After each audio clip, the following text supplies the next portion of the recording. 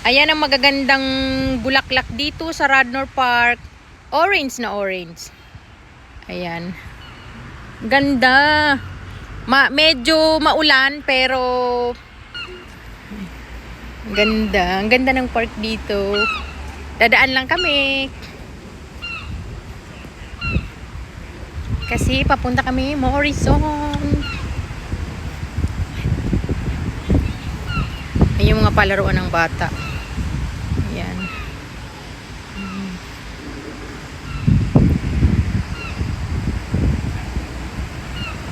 Sa mga gusto mag-jogging, tara na. Kahit mag-tumbling ka na mag-tumbling dyan, oh. Diba, libre. Wala kang kaagaw. Dahil wala tayong pasok ngayong araw ng Biyernes. Maggala-gala tayo papuntang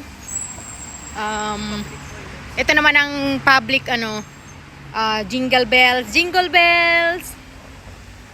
Ayan. Mga mula sa bahay namin papuntang Morrison, siguro 40 minutes. Ayan ang mga bulaklak, oh. Ano sila, uniform. Palibot.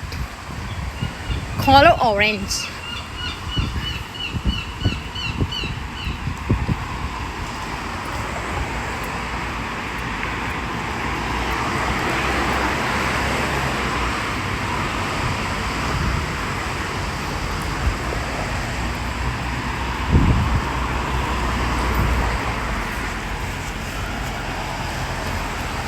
Tapos pupunta kami ng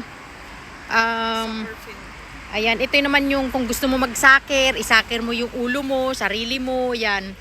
Mag-tumbling ka na mag-tumbling dyan, wala kang kaagaw. Ayan, ano yung may kulay puti? Diyan ka lang daw tatakbo.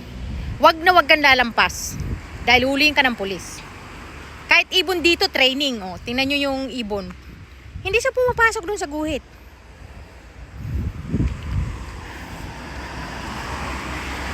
Tapos pagkagaling namin ng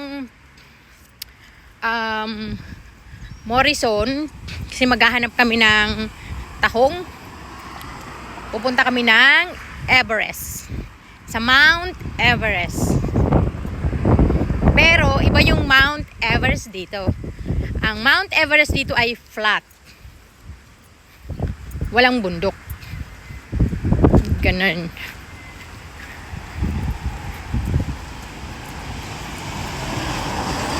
Ayan, tapos laki ng puno, oh. Oh, laki ng puno. Sabi dito sa sulat, mahalin mo ang punong ito dahil meron dyan nagtatago. Tapos sa tawid na tayo, di ba? Ano? Tawid na.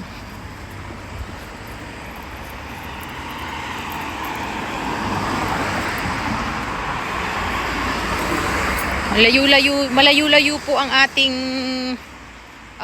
destinasyon dahil 40 minutes.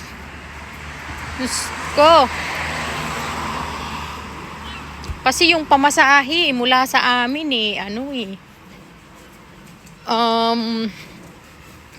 siguro mga 450, di mga 9 pounds. Magkano na yun sa Pilipinas? Ay. Kaya maglakad na lang tayo.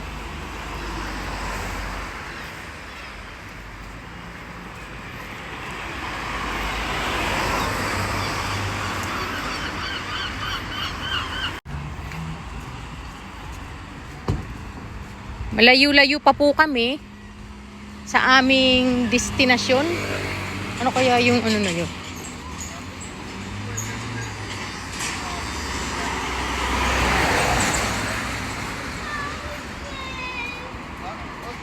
Ito ay nag-i-explore kami maglakad Dahil walang pasok yung anak ko, si Liana, wala din akong pasok dahil tayo ay naka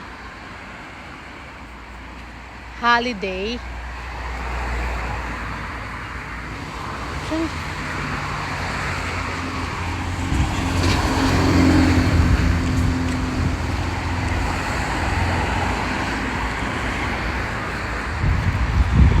Siyempre, di natin alam kung paano tumawid dito.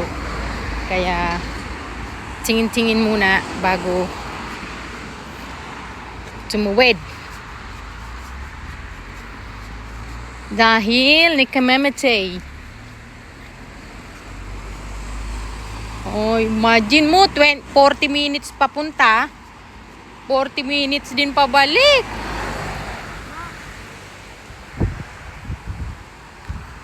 Ayan po, malapit na tayo sa Morrison. Kasi nga, hindi pa kami marunong magsakay ng bus.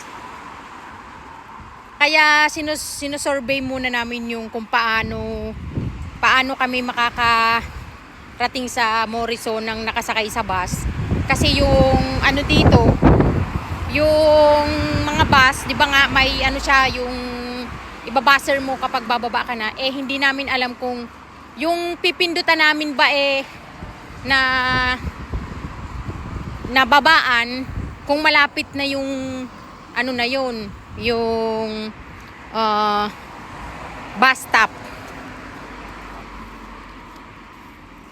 Para sa susunod, pwede na kami mag-bus. Para alam na namin na pag natanaw na namin yung Morrison, pipindutin na namin yung buzzer.